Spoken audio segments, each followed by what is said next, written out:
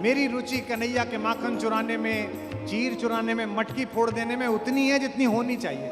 इससे आगे की क्या कथा है? कृष्ण के पूरे बचपन में एक जिद चली है, एक संकट चला है काले होने का। ये पश्चिम हमको सिखा रहा है। 1990 तक जो दक्षिणी अफ्रीका के ऊपर राज्य करता था, ये कह के कि ये काले हैं और हम गोरे हैं, ये पश्चिम हमको सिखा रहा है, जिसने कालों को वोट डालने का अधिकार नहीं दिया था इस शताब्दी में। इस देश में हजारों हजार वर्ष पहले हमारे देवता ने अपनी इच्छा के चयन पर गोरा हो जाने के बजाय काला होना स्वीकार किया था, ताकि सभी रंगों को आदर मिल सके। चाहता तो मेरा देवता गोरा भी हो सकता था, उसके हाथ में है, उसने सृष्टि बनाई है, गोरा होकर पैदा हो जाता। ना मेरा राम गोरा है, ना मेरा कन्हैया गोरा है, ना मेरा शंकर गोरा है, ताकि रंग के आधार पर पृथ्वी पर घूमता हुआ कोई भी मनुष्य मिले तो हिंदुस्तानी भारत से जाने वाला सनातनी उसे कलेजे से लगा सके कि मेरे भगवान के रंग का है, मेरे आराध्य के रंग का। राधा से प्रेम का जो प्रदर्शन प्रभु ने किया है, बरसाने से एक 12 साल की लड़की खेलने के लिए पहली बार गोकुल आई सहेलियों के साथ। इसे कहते हैं लव एट फर्स्ट साइट। पहली बार कृष्ण राधा को देखा, पहली बार। और राधा भी राधा ही है, कन्हैया कन्हैया है तो राधा भी तो राधा ही है। हजारों रतियां इकट्ठी कर दी जाएं तो भी ठकुरानी के पैर की सबसे छोटी उंगली के नाखून के बराबर ना पहुंचेंगे, इतनी सौंदर्य, इतना मीठा। पहला सवाल कृष्ण ने पूछा, बूझत श्याम कौन तू गोरी। पहला सवाल, बूझत श्याम कौन तू गोरी। कृष्ण ने पूछा कि कौन हो तुम, कहां रहती हो, कभी देखा नहीं, कभी ब्रज की तरफ आई नहीं। पहला सवाल, बूझत श्याम कौन तू गोरी, बूझत श्याम कौन तू गोरी। कहां रहत काकी तू बेटी, कितनी पोलाइटनेस से बात करना है। कहां रहत काकी तू बेटी, देखी नायक बहु ब्रज खोरी। बूझत श्याम कौन तू गोरी, बूझत श्याम कौन तू गोरी। लेकिन सौंदर्य का भी अपना एटीट्यूड होता है। राधा ने भी पहली बॉल वो फेंकी जिसमें तीनों गिल्लियां उड़ गई। बोले कि हमको क्या मतलब, हम यहाँ आते ही नहीं है। हाँ, लोग बताते रहते हैं कि ये इलाका है, यहाँ एक कोई नंद का लड़का है, बड़ा शैतान, बड़ा चोर, सबका सामान चुराता रहता है। काहे को हम ब्रज तनियावत, खेलत रहत आपनी पौरी। काहे को हम ब्रज तनियावत, खेलत रहत आपनी पौरी। सुनत रहत श्रवणन नंद लाला, सुनत रहत श्रवणन नंद लाला, करत रहत माखन दधि चोरी। बूझत श्याम कौन तू गोरी, बूझत श्याम कौन तू गोरी। अगर पहले ही परिचय में कोई लड़की इतनी बेइज्जती कर दे तो लड़का कहेगा थैंक यू वेरी मच। लेकिन ये भी कन्हैया है, उत्तर देखिए, तुमरो कहा चोरी हम लइए। तुम्हारा क्या चुराया? तुमरो कहा चोरी हम लइए, खेलन चलो संग मिली जोरी। सूरदास प्रभु रसिक शिरोमणि, सूरदास प्रभु रसिक शिरोमणि, बातई भुरई राधिका भोरी। बूझत श्याम कौन तू गोरी,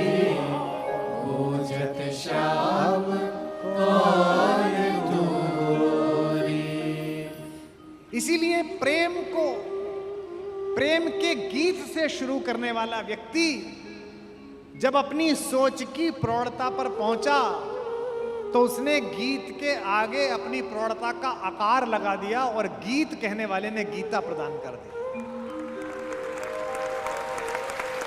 जो गीत नहीं गा सकता वो गीता भी नहीं गा सकता।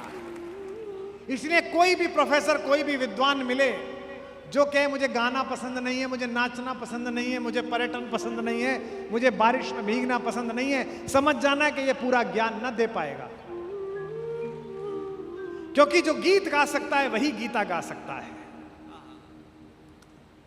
धूप में निकलो, बारिश में नहाकर देखो, जिंदगी क्या है किताबों को हटाकर देखो। कृष्ण ने जब तक गीता गाई है उससे पहले तक आप सोच नहीं सकते कि यही व्यक्ति गीता सुनाएगा जिसने गीत गाए। और चुना भी किसे है? सांवले ने गोरी चुनी है, सांवले ने राधा को चुनी है। ये जो योद्धा ने, ये जो एक विलक्षण व्यक्ति ने चयन किया है राधा का, यह अनायास नहीं हुआ है। इस पृथ्वी पर जब जब प्रेम जवान होगा, इस पृथ्वी पर जब तक जवानी को देखकर बसंत में बहार आएगी, जब जब बादल काले और सफेद होकर कृष्ण और राधा की कुटिया के ऊपर, महल के ऊपर मंडराएंगे, तब तब मुझे इस बात की प्रसन्नता होगी कि जैसा मेरे पास कान्हा है वैसी ही सुंदर मेरे पास राधा है, वैसा ही प्रेम से भरी हुई है। हमारे यहाँ एक कवि हुआ है ब्रज में, ठाकुर, एक ठाकुर नाम का कवि हुआ है। उसने लिखा है कि बरसात में बादल अचानक आ गए होली के दिन, जबकि होली में बरसात कम होती है लेकिन उस दिन हो गई। तो ब्रज के लोगों ने एक अलग दृश्य देखा। कन्हैया के घर के ऊपर तो गोरी घटा बरस रही थी और राधा के घर के ऊपर काली घटा बरस रही थी।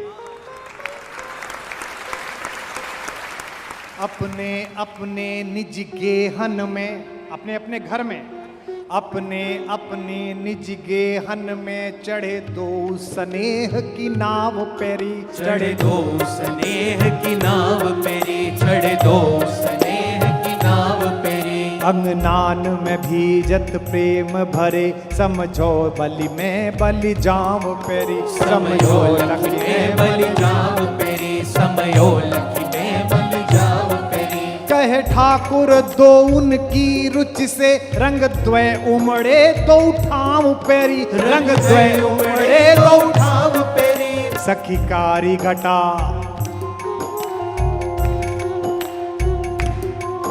सखी कारी घटा बरसे बरसाने पे, सखी कारी घटा बरसे बरसाने पे, गोरी घटा नंद गांव पेरी, सखी गोरी घटा नंद गांव पेरी, सखी गोरी घटा नंद गांव पेरी, सखी गोरी घटा नंद गांव पेरी, सखी गोरी घटा नंद गांव पेरी। इसलिए कृष्ण की कथा का प्रतीक शास्त्र समझाने के लिए बैठा हूं। जितना मुझे समझ में आया, मेरी रुचि कन्हैया के माखन चुराने में, चीर चुराने में, मटकी फोड़ देने में उतनी है जितनी होनी चाहिए। इससे आगे की क्या कथा है? कृष्ण के पूरे बचपन में एक जिद चली है, एक संकट चला है काले होने का। ये पश्चिम हमको सिखा रहा है। 1990 तक जो दक्षिणी अफ्रीका के ऊपर राज्य करता था, ये कह के कि ये काले हैं और हम गोरे हैं, ये पश्चिम हमको सिखा रहा है, जिसने कालों को वोट डालने का अधिकार नहीं दिया था इस शताब्दी में। इस देश में हजारों हजार वर्ष पहले हमारे देवता ने अपनी इच्छा के चयन पर गोरा हो जाने के बजाय काला होना स्वीकार किया था, ताकि सभी रंगों को आदर मिल सके। चाहता तो मेरा देवता गोरा भी हो सकता था, उसके हाथ में है, उसने सृष्टि बनाई है, गोरा होकर पैदा हो जाता। ना मेरा राम गोरा है, ना मेरा कन्हैया गोरा है, ना मेरा शंकर गोरा है, ताकि रंग के आधार पर पृथ्वी पर घूमता हुआ कोई भी मनुष्य मिले तो हिंदुस्तानी, भारत से जाने वाला सनातनी उसे कलेजे से लगा सके कि मेरे भगवान के रंग का है, मेरे आराध्य के रंग का है। मैंने 10 साल पहले जन्माष्टमी पे व्रत में था मैं, तो मेरी माँ भी पंजीरी बना रही थी। पंजीरी आप जानते हो? पंजीरी जानते हो?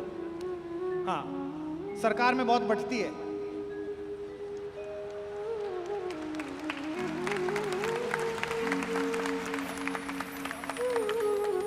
हमारे यहाँ तो एक ही बार जन्माष्टमी पे कटती है, सरकार में 365 दिन बंटती है। तो मेरी माँ पंजीरी बना रही थी, वो थाली में डाल के, और फिर जब वो टाइट हो जाती है थोड़ी सी तो उसको काटना।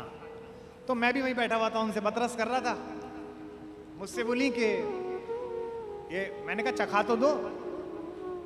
तो उन्होंने वो जो जिस चाकू से काट रही थी तो मेरी तरफ इशारा कर, जो दूर हटा हाथ, जब व्रत खुलेगा तब मिलेगी, पहले भोग चढ़ेगा। अरे मैंने कहा मैं भी तो कन्हैया ही तुम्हारा, दे दो, इसमें क्या दिक्कत है, घर में ही मौजूद है, वहां कहाँ आ जाओगे। बोली नहीं नहीं, बकवास नहीं, बनाने लगी। मुझसे बोली अच्छा चल एक काम कर, जा तब मिलेगा जब पहले कृष्ण जी पे कुछ लिख के ला, रात को जब व्रत खोलेंगे तब सुनाना। मैंने 4 पंक्ति कन्हैया पे लिख ली, राधा की ओर से, कि राधा बेचारी इतना प्रेम करा और कृष्ण उन्हें मिले ही नहीं। तो मैंने 4 पंक्ति लिख दी और मैंने जल्दबाजी में उन्हें सुना दी 2 घंटे बाद ही, कि देखो ये लिखी हैं पंक्ति, आपको भी सुना देता हूं।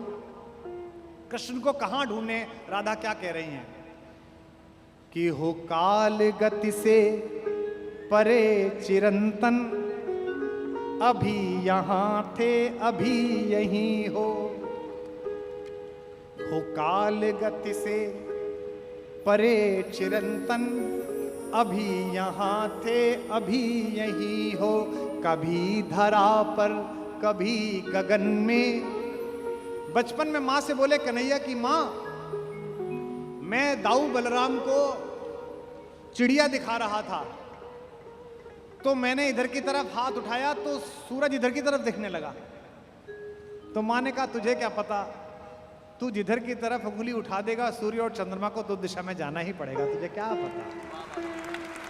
तो कभी धरा पर कभी गगन में, कभी कहां थे कभी कहीं हो। तुम्हारी राधा को भान है तुम सकल चराचर में हो समाये। तुम्हारी राधा को भान है तुम सकल चराचर में हो समाये। बस एक मेरा है भाग्य मोहन, के जिसमें होकर भी तुम नहीं हो।